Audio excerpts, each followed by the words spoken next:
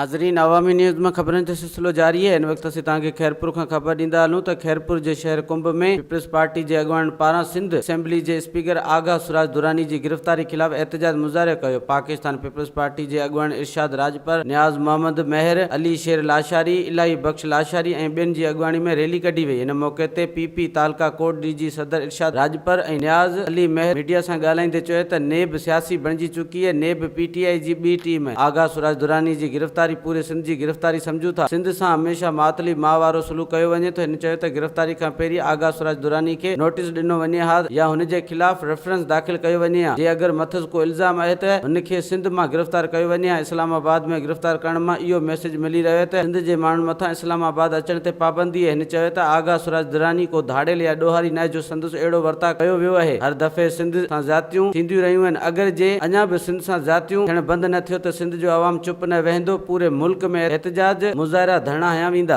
चुका आहिनि पर उन्हनि खे नेब गिरफ़्तार नथी करे। असां इन जे नेब जे अहिड़ी एक्शन ख़िलाफ़ उनजी पुरज़ोर मुज़म्मत कयूं था ऐं असां चऊं था त एहतसाब खां कॾहिं बि पीपल्स पार्टी न कीबायो आहे, न लवायो आहे ऐं कानून जो एतिराम, अदालत जो एतिराम पाकिस्तान पीपल्स पार्टी जे कारकुननि ऐं लीडरनि कयो आहे। पर पाकिस्तान ठहण खां वठी जेको नेब हुजे, कॾहिं कोर्टनि जे थ्रू, कॾहिं नेब जे थ्रू, कॾहिं मार्शारा हणी सिर्फ़ु ऐं सिर्फ़ु पाकिस्तान पीपल्स पार्टी खे हिरासा करे ऐं इंतकामी कार्रवाई जो निशानो बणायो वञे थो।